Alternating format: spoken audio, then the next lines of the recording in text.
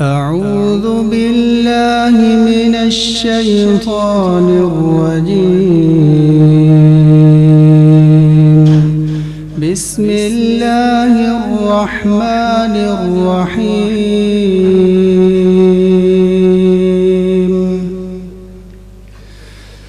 الحمد لله رب العالمين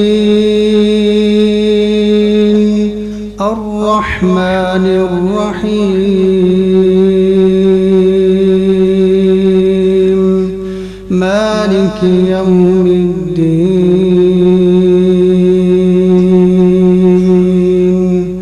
إياك نعبد وإياك نستعين.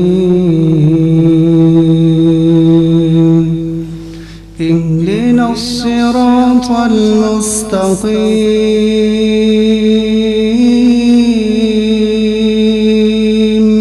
صراط الذين أنعمت عليهم غير المغضوب عليهم ولا الضالين.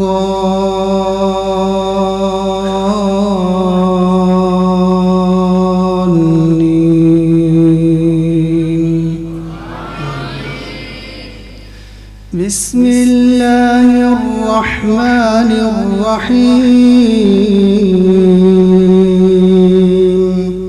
سأل سائل بعذاب واقع للكافرين ليس له دافع من الله ذي المعارج. تعرج الملائكة والروح إليه في يوم كان مقداره 50,000 سنة. فاصبر صبرا جميلا إنهم يرونه بعيدا ونراه قريبا. يوم تكون السماء كالمهل وتكون الجبال كالعهن ولا يسأل حميم حميما. يبصرونهم يود المجرم لو يفتدي من عذاب يومئذ ببنيه وصاحبته وأخيه وفصيلته التي تؤويه ومن في الأرض جميعا ثم ينجيه. كلا إنها لظى نزاعة للشوى تدعو من أدبر وتولى وجمع فأوعى. إن الإنسان خلق هلوعا إذا مسه الشر جزوعا وإذا مسه الخير منوعا إلا المصلين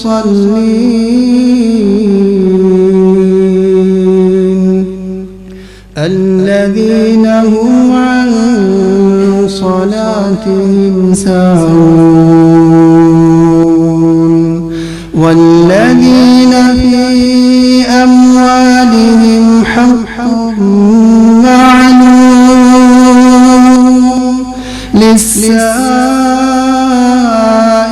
والمحروم والذين يصدقون بيوم الدين والذين هم من عذاب ربهم مشفقون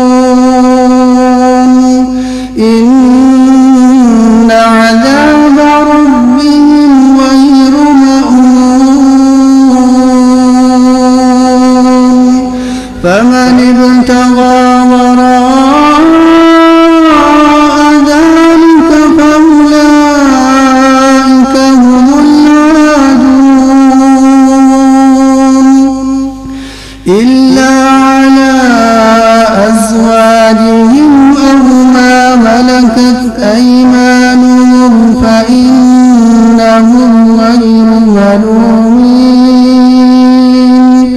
فمن ابتغى وراء ذلك فأولئك هم العادون والذين هم لأماناتهم وعهدهم راعون والذين هم بشهاداتهم قائمون والذين هم على صلاتهم يحافظون أولئك في جنات مكرمون صدق الله ماشاءاللہ اللہم زد فزد۔ اللہ رب العالمین محترم قاری شجاع اللہ حفظہ اللہ تعالی مزید اللہ تعالیٰ ان کی آواز میں اللہ برکت فرمائے، علم میں ایمان میں برکت فرمائے۔ اہلا و سہلا مرحبا۔ الحمدللہ ہم دل کی عطا گہرائیوں سے محترم جناب عبدالوحید روپڑی شاہد صاحب حفظہ اللہ تعالی امیر جماعت اہل حدیث صوبہ پنجاب تشریف لا چکے ہیں۔